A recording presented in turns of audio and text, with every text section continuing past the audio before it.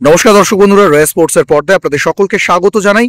এই মুহূর্তে আমি দাঁড়িয়ে রয়েছি যুব ভারতী ক্রীড়াঙ্গনের প্র্যাকটিস গ্রাউন্ডের সামনে।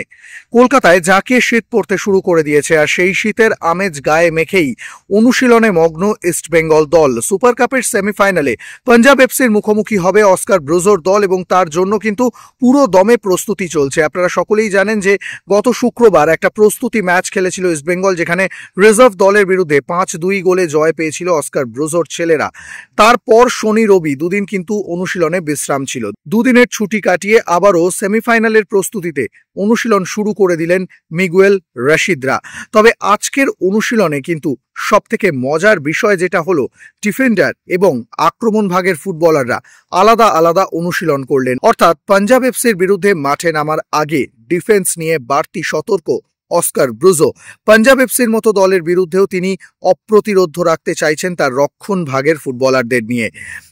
আজকে কিন্তু অনুশীলনে যোগ দিয়েছেন ইস্টবেঙ্গল দলের গুরুত্বপূর্ণ ফুটবলার আনোয়ার আলী, যিনি জাতীয় দলের ডিউটিতে ছিলেন এবং সেখান থেকে ফেরার পর কিন্তু দুদিনের ছুটি নিয়েছিলেন। সেই ছুটি কাটিয়ে আজকে আনোয়ার আলী অনুশীলনে যোগ দিলেন। তবে আজকে প্রথম দিনের অনুশীলনে সেভাবে তাকে খুব বেশি গা ঘামাতে দেখা গেল না। প্রথম দিকটায় তিনি দলের সঙ্গেই অনুশীলন করলেন, তারপর কিন্তু বেশিরভাগ সময়টাই তিনি বিশ্রামে ছিলেন। তবে বাকি যারা ডিফেন্ডার রয়েছেন, অর্থাৎ সিবিলে, মার্তান রায়না রয়েছেন, রাকিব রয়েছেন, লালচুংনুঙ্গা রয়েছেন, জিকসান রয়েছেন, সকলকে নিয়ে কিন্তু আলাদা করে অনুশীলন করালেন অস্কার ব্রুজো, এবং সেই অনুশীলনে কিন্তু রীতিমতো গা ঘামাতে দেখা গেল ইস্টবেঙ্গল ডিফেন্ডারদের।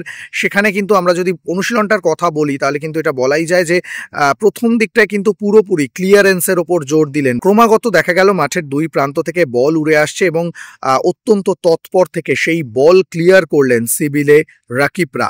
কখনো হেডে, আবার কখনো সোজা জোরালো শটের মাধ্যমে বল উড়িয়ে দিলেন মাঠের মাঝখানে। অর্থাৎ পাঞ্জাব এফসির বিরুদ্ধে মাঠে নামার আগে ডিফেন্সকে আরও বেশি শক্তপোক্ত করতে চাইছেন। আমরা সুপার কাপ চলাকালীন দেখেছি ইস্টবেঙ্গল ডিফেন্স কিন্তু অত্যন্ত ডিসিপ্লিনড এবং অত্যন্ত শক্তিশালী, কিন্তু সেমিফাইনাল, নকআউট, যেখানে ভুল করার কোনো সুযোগ নেই, সেখানে ডিফেন্স নিয়ে বাড়তি সতর্ক।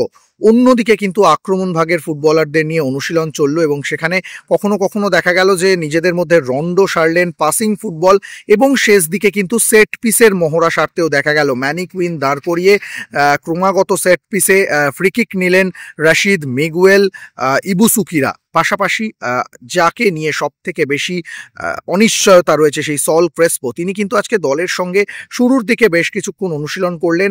গত কয়েকদিন আমরা তাকে শুধুমাত্র সাইড লাইনেই দেখতে পেয়েছিলাম, তবে আজকে কিন্তু বল পায়ে অনুশীলন করলেন। অর্থাৎ প্রথম দিকে যখন ফিজিক্যাল ট্রেনিং চললো, তখন কিন্তু তিনি দলের সঙ্গে অনুশীলন করলেন। তারপর পাসিং ফুটবল রন্ডো চলছিল যতক্ষণ, ততক্ষণও দলের সঙ্গে অনুশীলন করলেন। তবে যখন এই ডিফেন্ডার এবং আক্রমণ ভাগের ফুটবলারদের নিয়ে আলাদা করে অনুশীলন শুরু করালেন অস্কার, তখন কিন্তু সাইড লাইনেই চলে গেলেন। অর্থাৎ সেমিফাইনালে মাঠে নামার আগে এখনো পর্যন্ত কিন্তু সল ক্রেসপোকে নিয়ে একটা অনিশ্চয়তা থেকেই যাচ্ছে। যুব ভারতী ক্রীড়াঙ্গন থেকে সৌরভ মুখার্জি, রয়্যাল স্পোর্টস।